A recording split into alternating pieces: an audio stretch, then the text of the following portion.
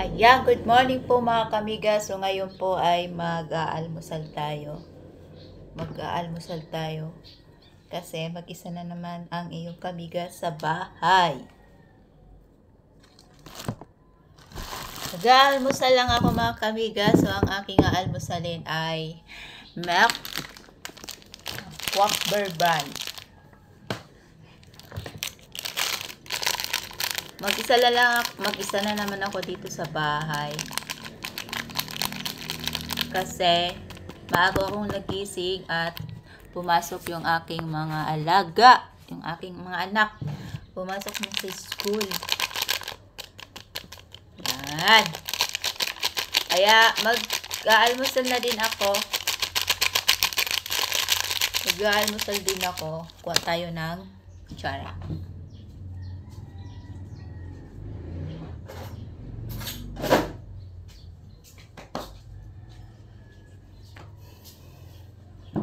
Milk ang ating aalmusalin, mga kamiga. So, ayan, taas pa yung pa ko. Hala! Giba-giba na yung aking camera. Dadabog! Lagyan natin ng kunting asukal kasi para medyo matamis-tamis. Manamis-namis. And then, meron ako ditong itlog. Meron akong itlog na nilaga. Yun lang kakainin ko mga kamig. Saka meron akong tinapay. Isa lang tinapay kainin. Saka may cheese whiz. And then, hala.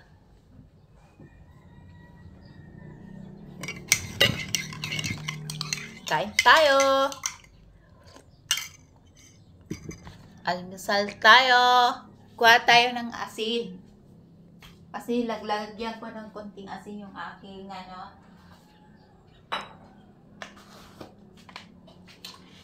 lalagyan natin ng konting asin yung ating itlog.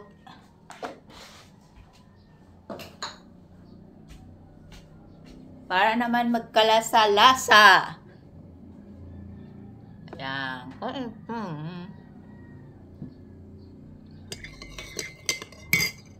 Ganito talaga ako dito mga kamiga pagka umaga. Mag-isa lagi ako dito sa bahay.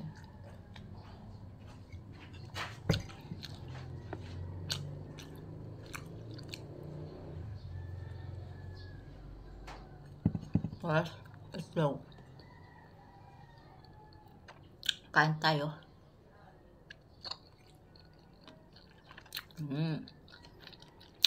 Itlog na laga.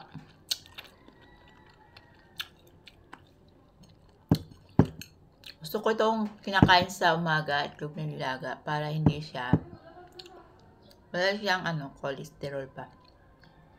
Wala siyang mantika.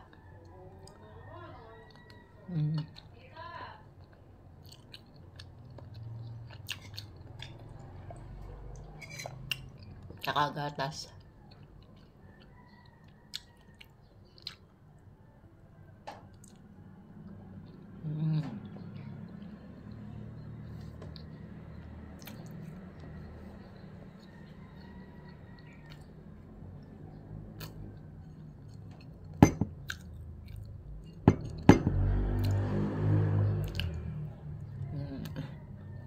Ako na.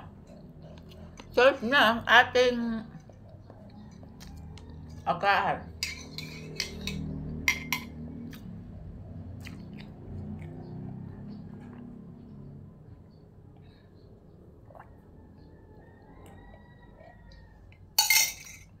Serve na yung ating agahan.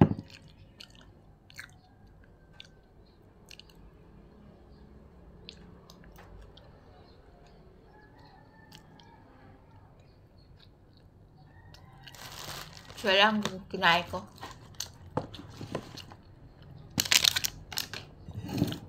Kasi kanina kumain ako ng tinapay.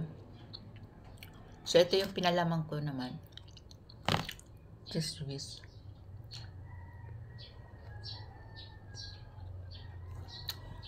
Pagkagising ko sa umaga, minom ako ng maligam-gam na tubig. Pagkagising ko talaga sa umaga, lagi akong uminom ng maligam na maligam-gam na tubig para maganda yung ating katawan, nalilinis ba. Kasi pag uminom ka ng maligam-gam na tubig, minsan nakakaramdam ka ng yung pagpupupo. Ganon. Na ilalabas yung dumi ng ating katawan. Yung mga mamantika na nakakain natin, so natutunaw yun at nailalabas yun. Kaya mas maganda na uminom kayo ng mainit na tubig or maligam-gam na tubig sa umaga. Kung kinakailangan, kung kaya nyo naman uminom ng mainit na tubig. Kasi ako minsan, mainit na tubig talaga iniinom ko. Kumbaga parang kape lang yun sa akin. Iniinom ko talaga yun. Kasi ini-imagine ko yung mga tira-tirang pagkain. Kasi 'di ba, pag nagluluto tayo, nagsasangag tayo, luluto tayo, magsasangag tayo, may mantika 'yon, 'di ba? Tapos yung mga niluluto natin, ginigisa natin like adobo. Ginigisa natin 'yon, magpipreto tayo. So, mayroon siyang mga mantika tayong na isasama dun sa loob ng ating katawan. So, kaya minsan, hindi ako doktor pero inimagine ko lang na pag umiinom tayo ng tubig na mainit or magilagam-gam, parang natutunaw yung mga sibo-sibo ba dun sa loob ng katawan natin at nailalabas yun. Kasi, na-try ko yun sa sarili ko na pag umiinom ako ng ganyo na mainit na tubig or maligam-gam na tubig, talagang naglalabas ako ng dumi. Sige lang mga amiga.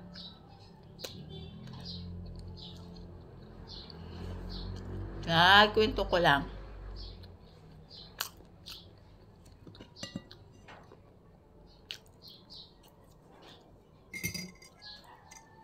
Pagkatapos ko dito, magliligpit ako.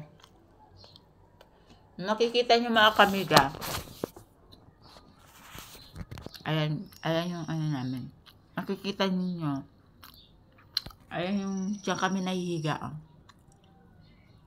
Diyan kami nahihiga. Sala yan Sala yan. Kaso, yung sala namin, sira-sira na, bulok-bulok na, pinalabas ko. So, wala kaming sala. Wala pa kaming salasit. Wala pa kaming upuan. Kasi yung upuan namin dyan, nasira na. So, pinadala ko sa Ibayo. Nandun na yun sa Ibayo. Yung Ibayo na yun ay parang taniman namin yung mga like mga dalandan, kalamansi. Nandun yun. May bahay dun sa mga nanay ko.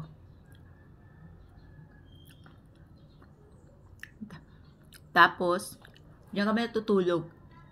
Kasi mas comfortable kami natutulog yan. Nahakot talaga namin yung higaan dyan.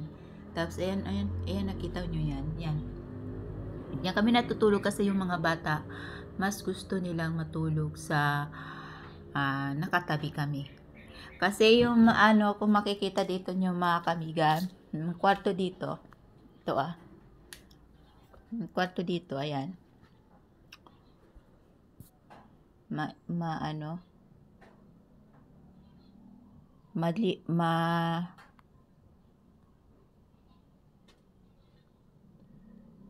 Madilim. Wala kasing ilaw, sira yung ilaw. Hindi ko tuloy makapakita sa kayo. Wala pa kaming kasi itong bahay na ito, bago pa lang ito mga kamiga. So, wala pa kaming cabinet. So, tinirhan na lang namin yan.